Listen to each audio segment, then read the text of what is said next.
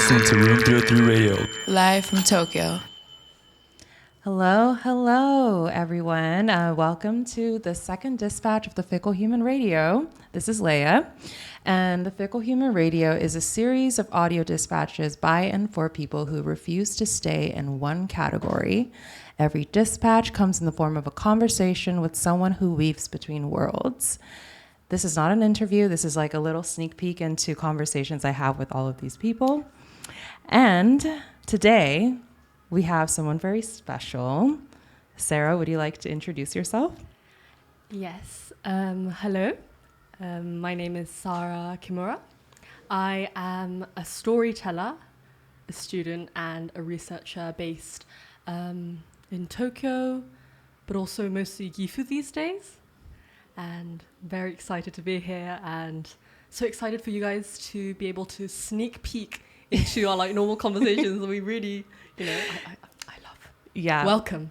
Welcome. We prepped for it, but I think the prep is not. No. It's being ignored. Yes. So before we get into our conversation, I like to start off with a song. So every guest I invite on the show, I ask them to pick a song that best represents the relationship they have with their work or practice, or even at, the point of life they're in. Mm-hmm.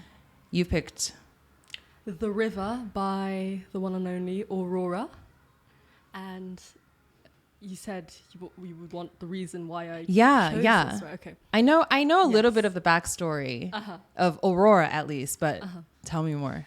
Yeah, so very interestingly, Aurora and this incredible team of Norwegian music producers, such as Ashel, happened to join my storytelling tour that I do at my local temple, Zen temple in Tokyo. And I would share local mythology on the Dragon King who lurks in this murky, mysterious pond that's hidden behind the temple. I would also share little stories.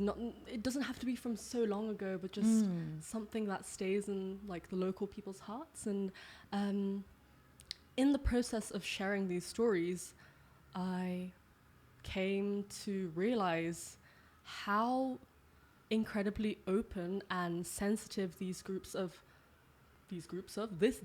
of artists were to the emotions that I told in these stories. They would be so open to allowing these emotions to flow into them, and maybe you would call them an empath, like in easy, simple words.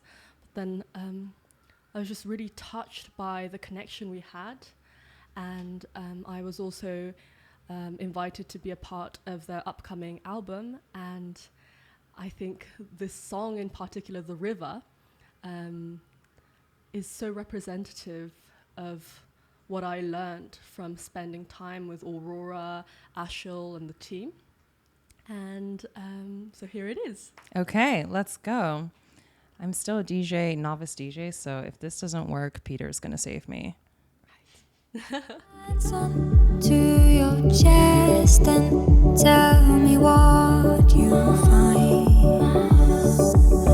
Out of you a spiral comes and sees without its eyes. Don't forget who you are even though you are hurt. You are caught in a wire and soon it will burst. You can cry.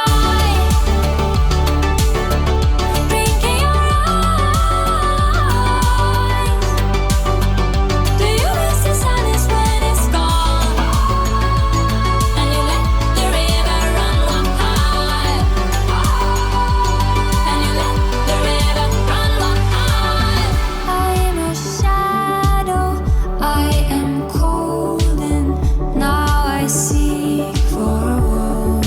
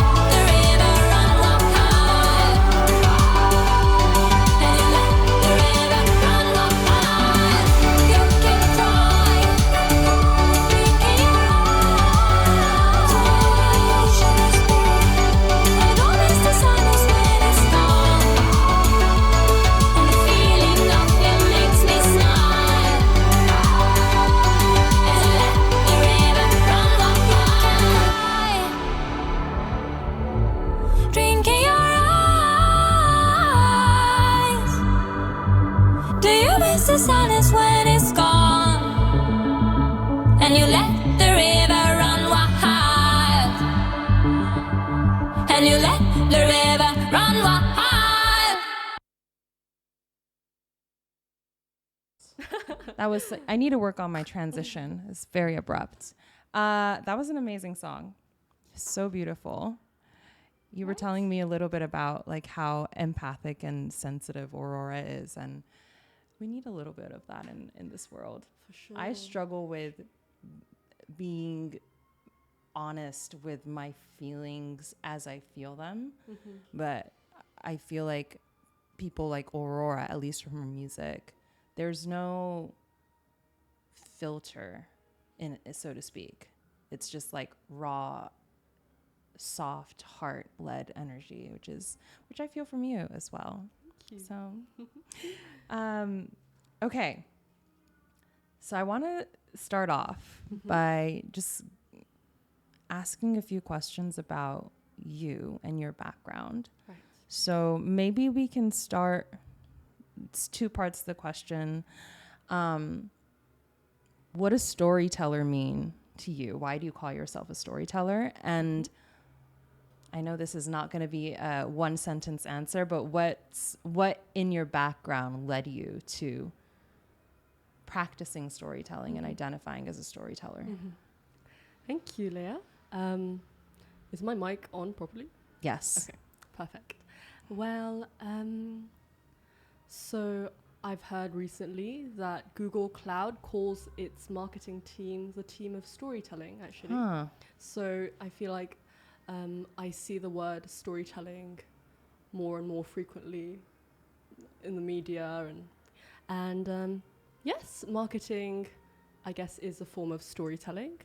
But when I say I'm a storyteller, I mean that I practice the art of storytelling as an oral tradition.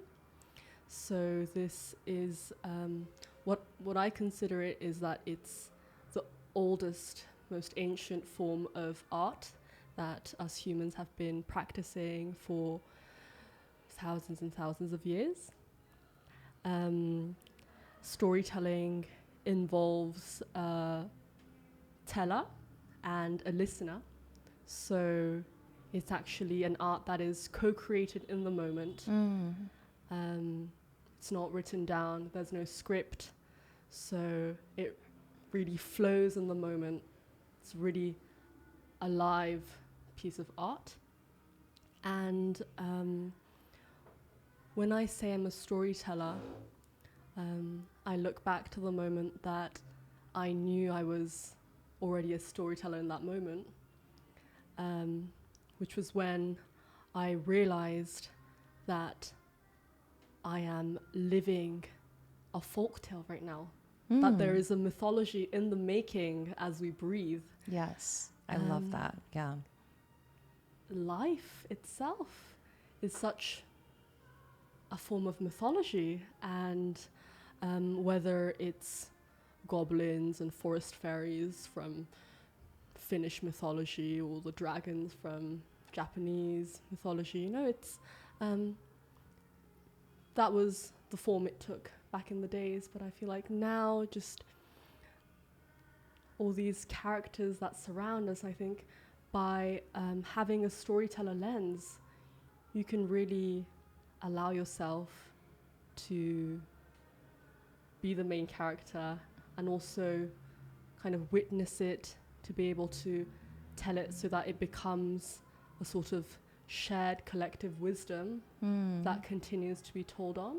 And it doesn't have to be accurately told over and over again, but then I think being a storyteller, a live oral storyteller, is about kind of recognizing that indeed we are in a story. There's so much in what you said that could be endless trajectories to go on. You know how on social media recently there's this idea of lore, Yes. right? And people ask about the lore of a celebrity or the lore surrounding a specific piece of film or song. And there's also adjacent to that is the idea of like romanticizing one's life. That's like another self-narrating trend that's happening in I think contemporary society. And I wonder if there is a part of that could be considered storytelling, but I feel like what you're pointing to is something that's slightly more collective. Maybe it's not just about how you tell your own story, but it's also observing the wider patterns that we exist in and how our individual stories like fit into the wider patterns. So what was it about, I mean, your upbringing and background that led you to view life in this way, but also storytelling in this really particular way?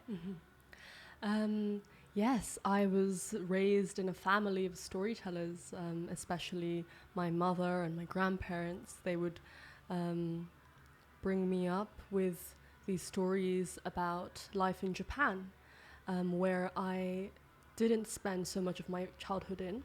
I was born in Japan, but then after I've lived in 7 other countries, mostly due to my father's job. One time I was in Amsterdam, that was for an exchange program, but then, yes, the others, I was in Russia, in a remote island in Russia, where the Ainu people originate from. And the indigenous Ainu tribe, they are a group of people who don't have a written language. So everything that they communicate, all the stories, all the songs, they're all told from mouth to mouth, generations on generations.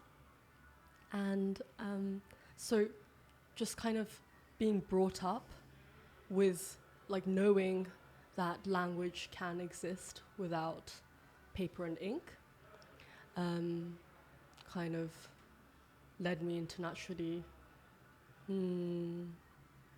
flow with the idea of storytelling. I was raised with Ainu lullabies. My parents really wanted to make sure that I felt connected to the land that I was living in, even though I wasn't exactly from there originally.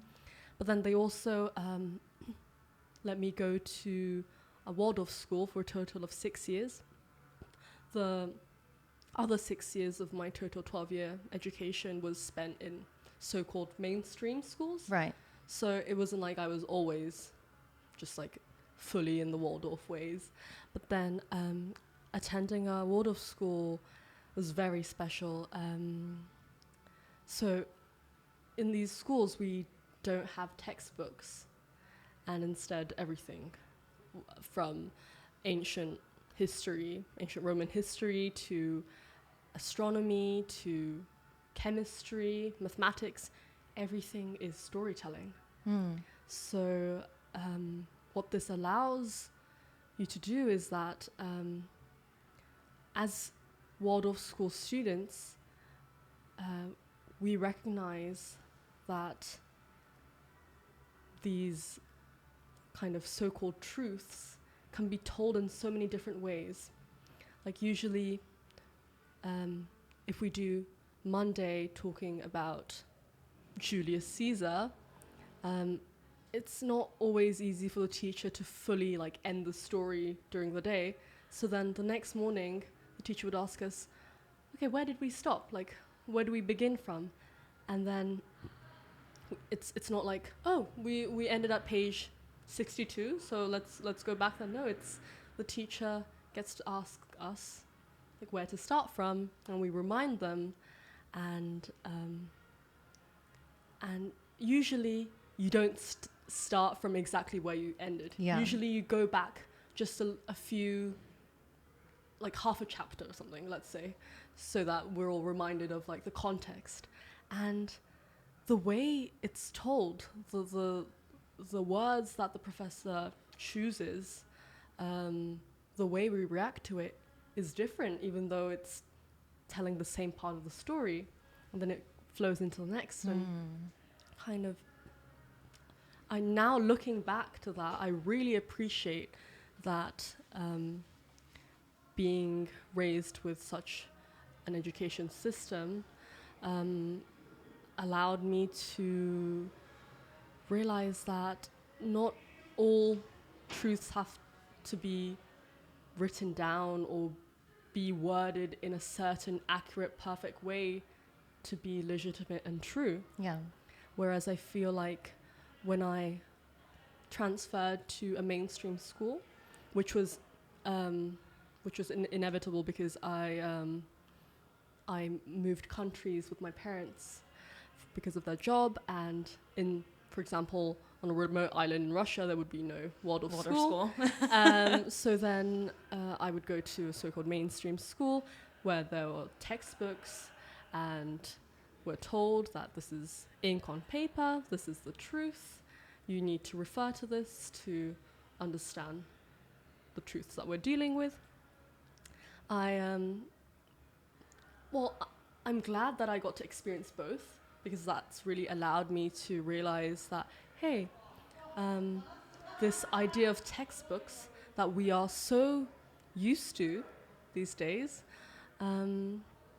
they actually create this misconception that something, like anything that is properly written down and signed by authority, by printing press, becomes the legitimate truth. Yeah. Whereas if it's not written down, it's not the truth. And I think it's a pity that we are conditioned to think that way. And I know you're the interviewer, but then I want to go back to what you told me before about your Ghanaian background and your roots with language without text. Yeah, that, I mean, what you were saying about, Ainu language and its non-text based nature, it's actually surprisingly really common across the world. If anything, I think there might even be more languages that aren't that don't have a letter system, a written alphabet system, and quite a number of Ghanaian languages, from what I know, do not have a written system. And I remember in high school, I was in Ghana in high school, and I believe it was a history teacher that was telling us this, that the reason why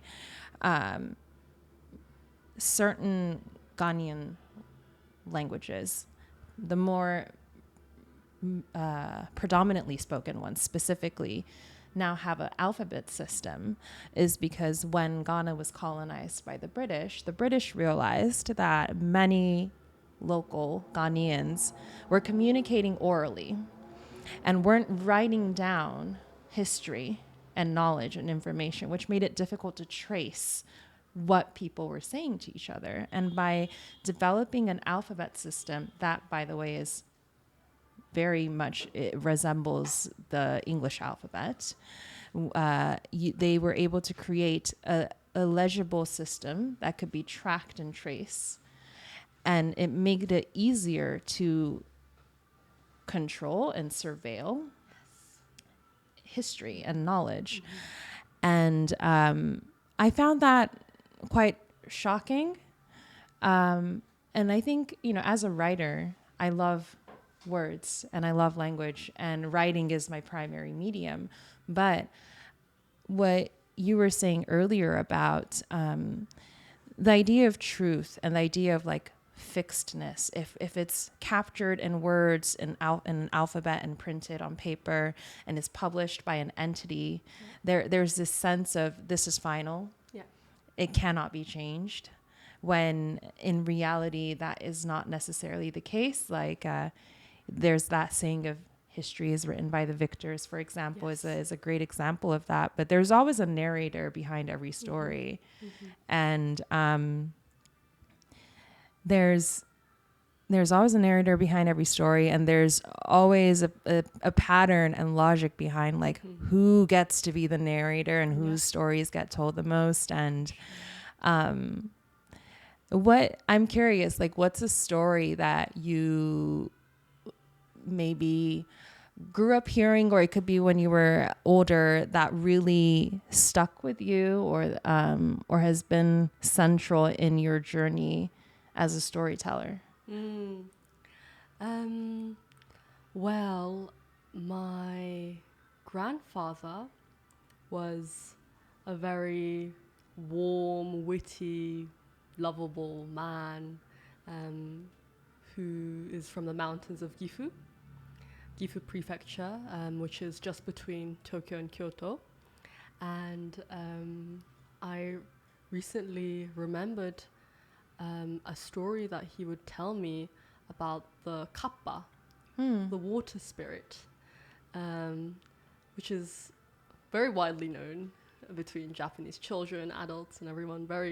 Such a lovable character. It's this sort of creature with these webbed hands and slimy, fishy, scaled skin, and with this little plate on top of its head, which carries water. And what that shows is that this kappa creature is it lives on water, so it depends on this ball of water on top of its head. And when I realized the kappa was told in mainstream media or like in anime as like these sort of malicious, like wicked creatures. Yeah, and a bit mischievous. Yeah. They can't be trusted. Yeah. That's sort of the impression I had growing up. Right. I was a bit confused because what my grandfather told me was that they're just fun water spirits that that are tame if you treat them with respect. So then he would say, like, if you would find a water bottle kind of littered by the river, like even if it's not your own, you want to pick it up and bring it back and put it in a proper garbage can, because otherwise, if the kappa feels not respected from just humans in general, like they would be upset, and they might drag a child into water to, ask for reasons. Like, why is this water bottle here? Like, who allowed this to happen? And I was like, oh, so even if it's not me who littered, I'm responsible for this. And he's like, yes. And I would feel, in Japanese we say, ifu no nen, sort of like, I guess it's translated into awe, but I don't feel it's completely right. It's kind of sort of kind of respect that comes from a slight fear. And I was also like really curious about the kappa. I was like, I kind of want to leave the water bottle there so that I might get a chance to see him. But then looking back now, well, as a student who studies circular economy, I realized that what has been like the most effective story in my life to like encourage me to pick up trash on the streets, like it was this story. It wasn't all of this like, hey, if you litter, it might end up in a fish's body, and someday it might end up on your plate. I don't eat fish, but I've always I naturally thought in my education, like, yeah, if people kind of see this kind of negative cycle, and if they're clearly told about it, they would, know with their logical minds, hey, I should be picking up this littered water bottle because it might end up on my plate someday. Right. Using fact, logic, rationale, all of those things that are... Exactly. But then, no, in fact, like me personally, it was a story coming from my grandfather. And that's actually what kind of brought me into storytelling deeper. Because one big theme that I have studying sustainability, circular economy, is there's just so much greenwashing going on in this field of study, and I'm very fed up of it. But then I feel like kind of I'm not the only one. I think people who don't study the field are even more fed up of it because they don't see the complex layers as much, maybe. So then I realized maybe I should actually go deeper into storytelling if I wanted to really get to the core of how to move people's hearts and how to get people to naturally, want to take action. That's an amazing way to transition into like a question that I had, but about the transformative power of storytelling.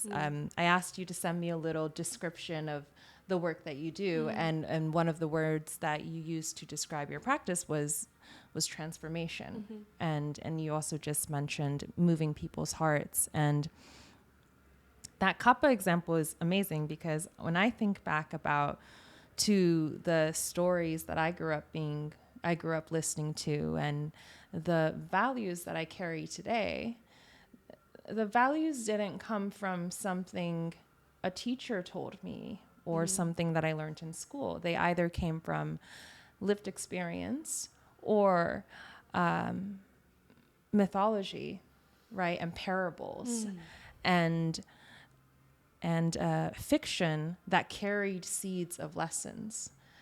And it's almost things like superstition, for example, I think is a really great way to think about this. Like, I'm a really superstitious person. There are certain things that I would never do because I was told from a young age not to do those things because they might bring bad luck. Or a big one my dad always told me is to not clip your nails at night. Okay.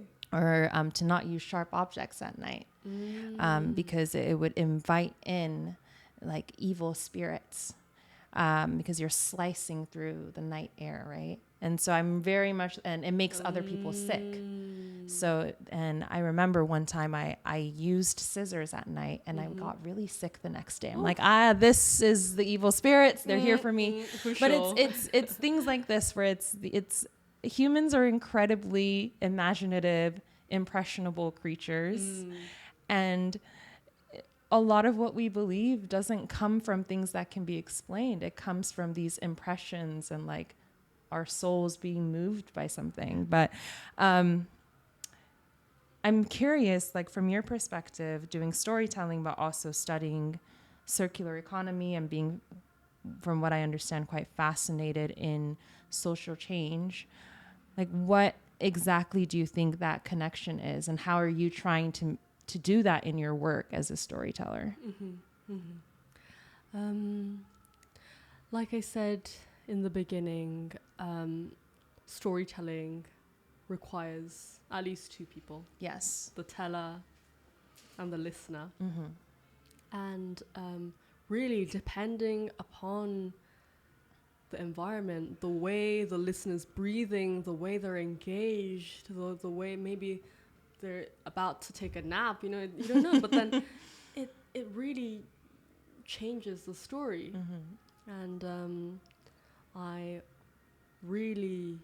what I really love about storytelling is that, again, it's not about the accuracy of how to tell it. It's about the storyteller getting to choose, like, intuitively the certain way to tell the exact same story, but then kind of really adjusting to what's needed in the moment. And I think just this nature of storytelling sort of serves as a metaphor that we are the writers of our own narratives. And you didn't mention it, but then you were telling me about the question of inevitability. Yes. I feel like I'm about to answer that because I know that you. Should I ask the question? Yeah, okay, wait. Let me, because I want to quote it properly. But yes, this came from a video that I found on social media recently with a cultural sociologist that specifically studies like race, gender, technology. Her name is Tressie McMillan. And she was talking about the importance of stories, and particularly the story around what we consider to be inevitable. So a great example right now is like AI.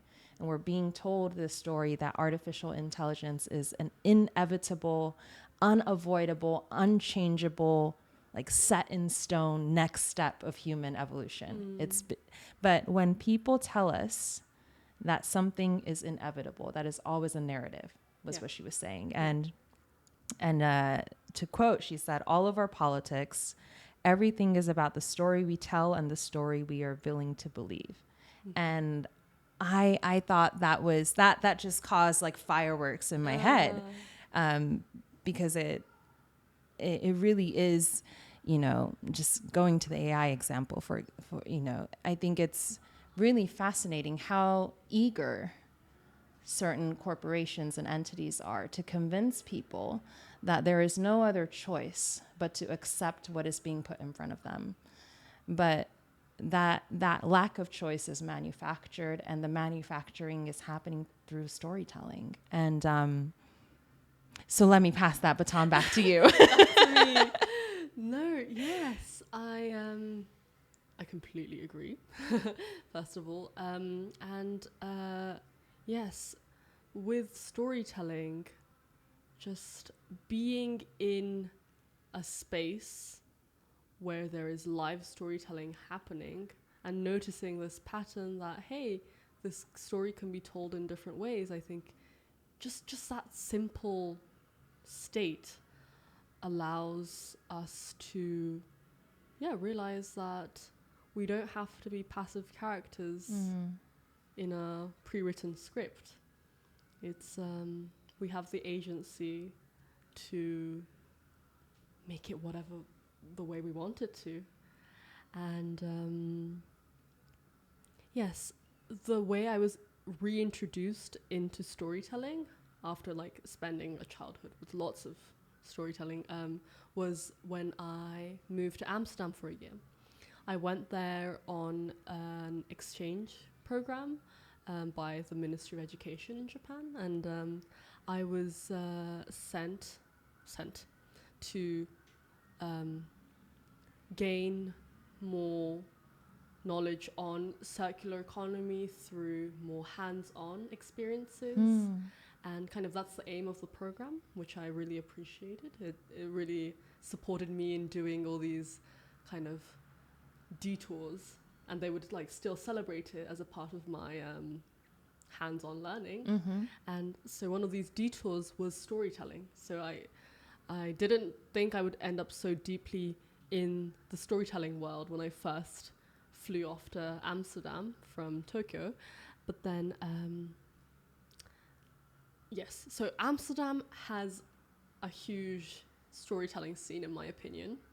That wasn't what I was expecting, but then there is this particular place called Mesrab, which has been going on for over 20 years now. It's a community hub. It's a cultural center that celebrates storytelling and live spoken word. Also some music, and it was founded by a really warm, incredible Iranian family, and there's always these like Persian carpets and Iranian soup, and then there's these open mic nights that happen weekly.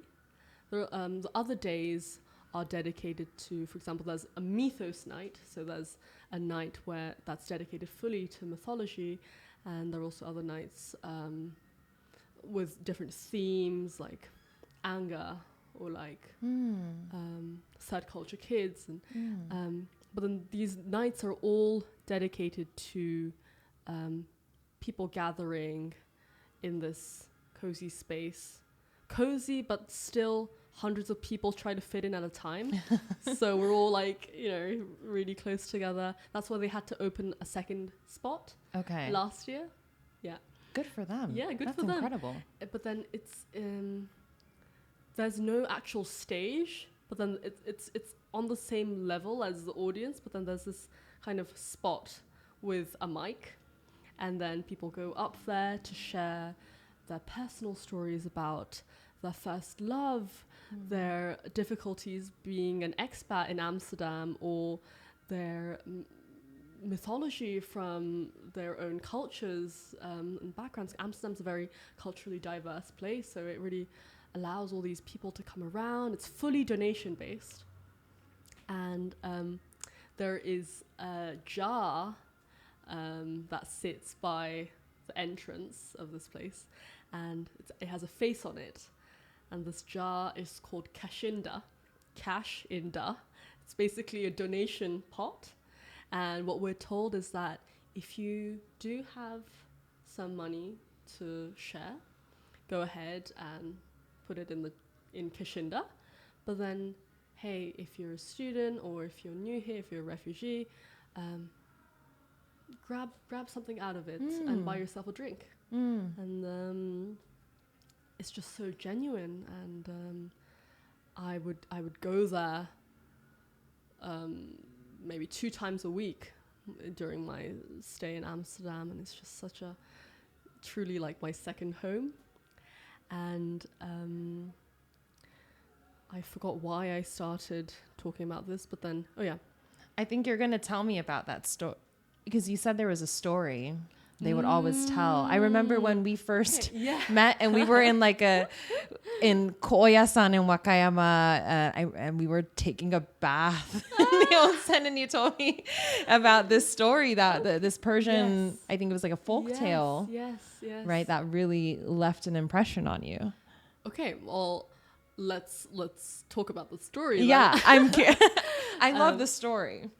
Yes, it's it's like a whole epic, so I'm only gonna try to sum it up in a sentence. But there is this Persian story that apparently all Persians know, and it's about kind of the horrors surrounding Rostam, and it's about like a Persian hero accidentally killing his own son without knowing, due to some trickery. He wanted to maintain his position as an unbeatable hero, so then he secretly brought a knife into this one-on-one battle that actually prohibited from bringing in any sharp objects or any what do you call them? Buki. Weapons, yeah. I could go so deep into the story, but then kind of what I felt from the time the story was told was that this pattern of, how do you say uragiri again? Betrayal, yes. This pattern of betrayal ending up in a much bigger form than initially thought, I think, is definitely a pattern that continues on to modern day as well. And what Sahand, this Persian storyteller who told this story, who's also the founder of Mezrab, what he said was that as Persians, we continue to tell the story continuously over and over, and everyone would remain quiet to hear how this horroring, I'm forgetting English, higeki.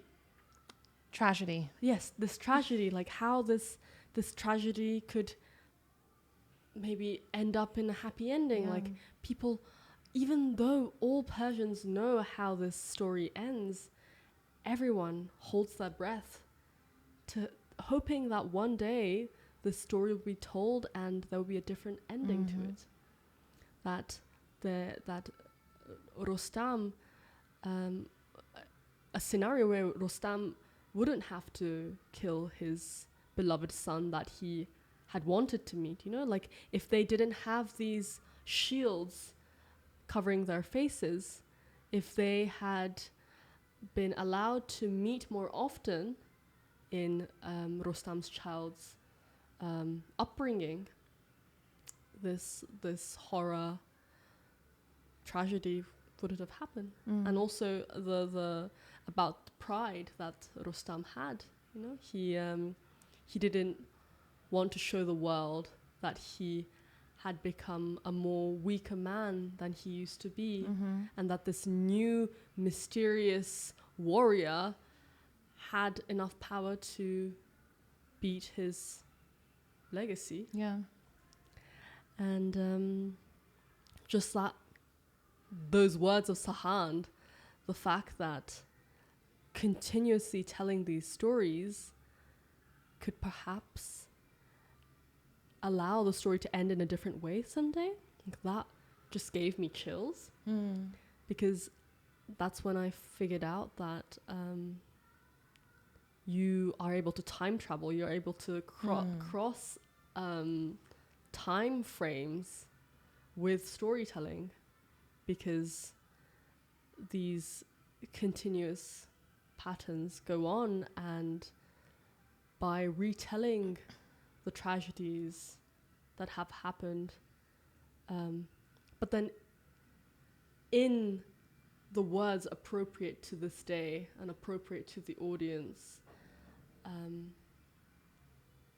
it could serve as a compass, a guidance for us, in a subconscious level, I feel. Yeah.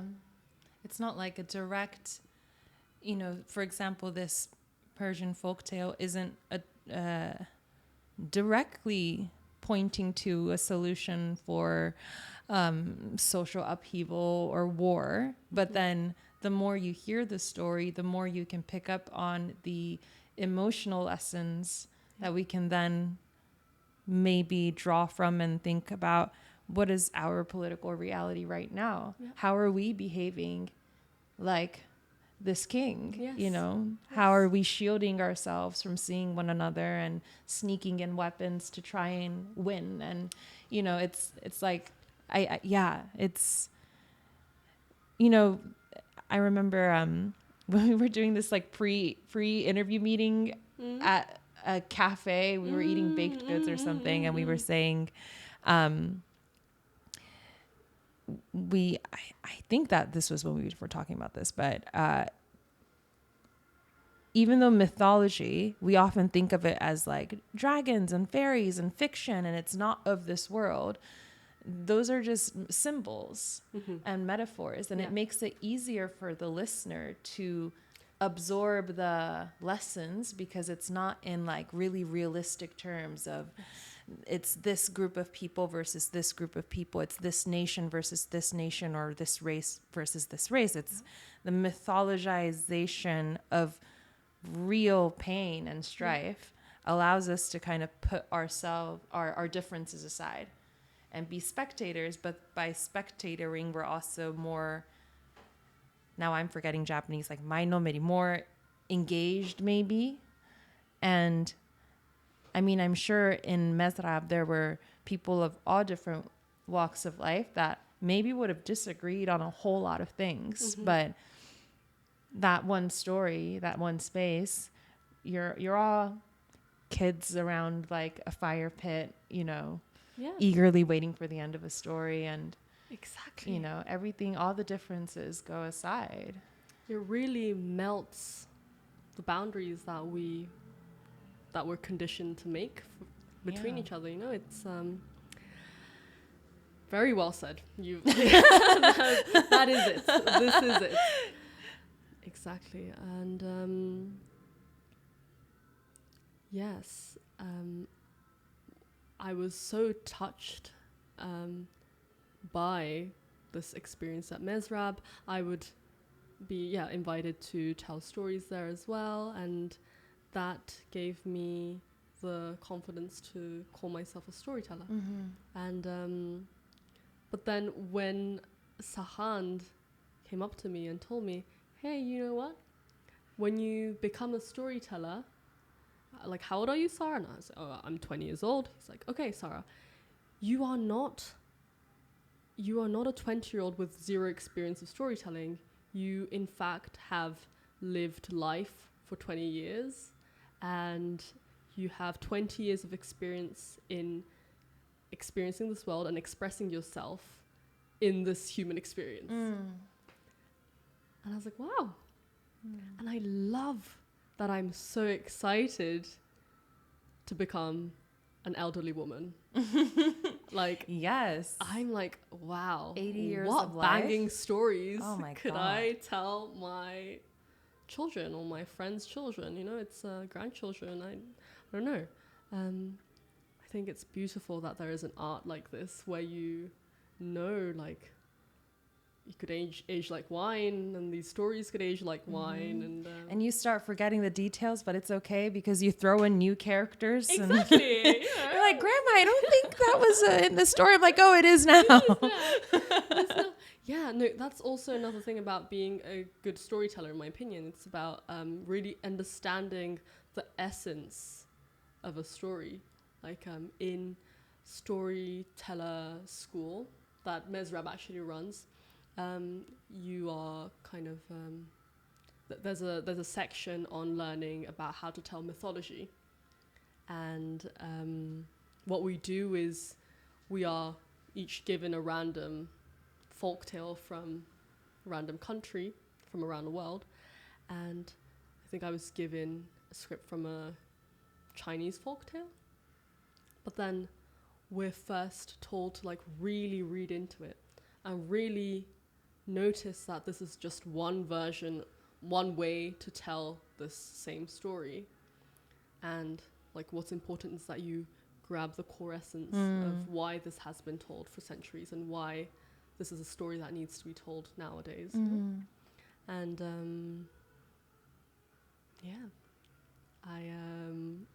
I'm very sure that the older that I get, the more I would relate to the core messages and essences that these stories hold. And even if the characters are switched out, like why not? Yeah, why not?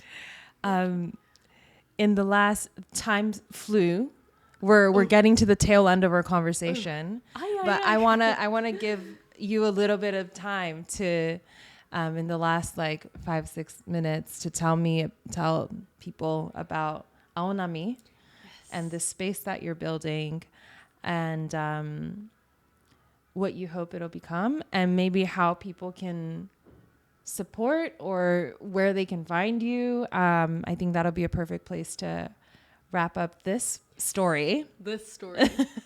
Yeah, take it away. So yes, I am now also the founder of Aonami, which is what I call a storyteller's cradle. It's in not in so simple words, but then I also call it a folktale atelier. It's also a family-run sanctuary that's dedicated to celebrating local folk tales and also just this life that we're living that is a folk tale in itself. And it's in the making right now, and it's we're planning to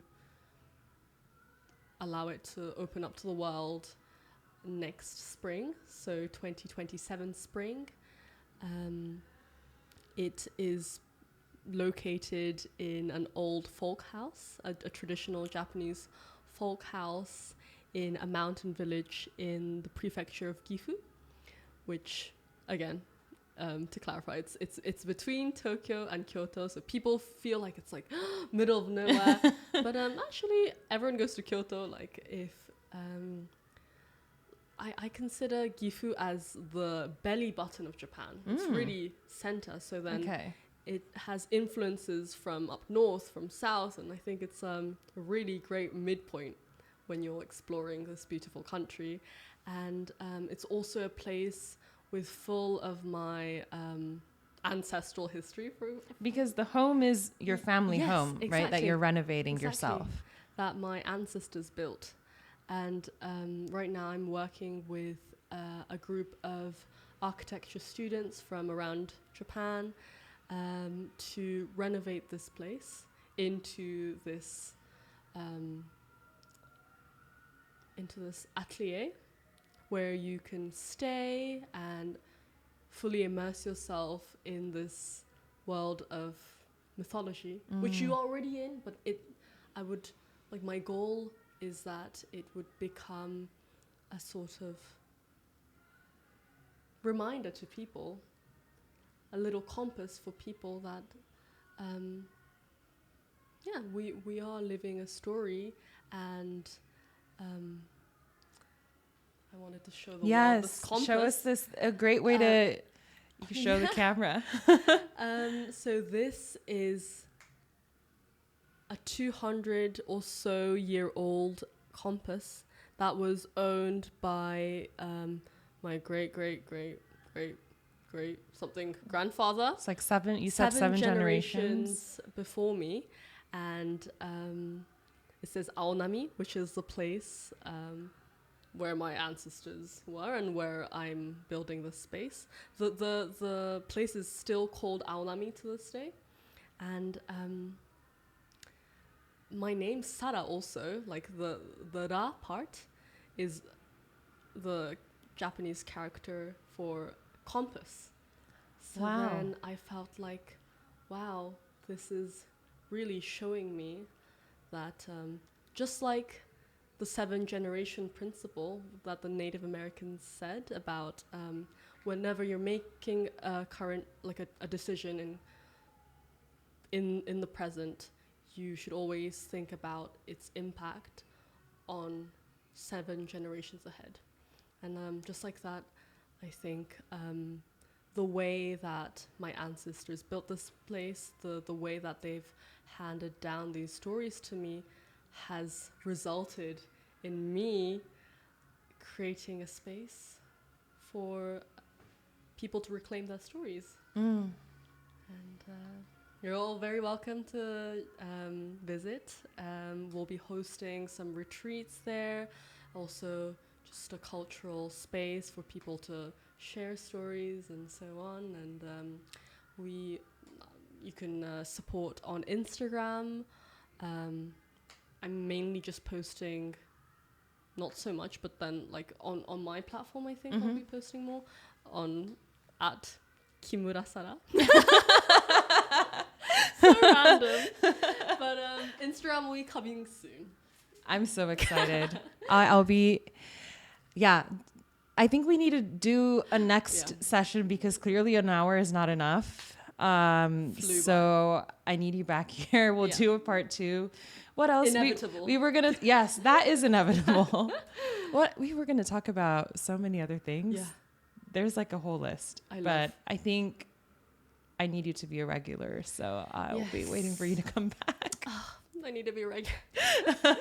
Thank you so much, Sarah. Thank you. That was incredible and only the tip of the iceberg. And it feels very, what's the word I'm trying to use?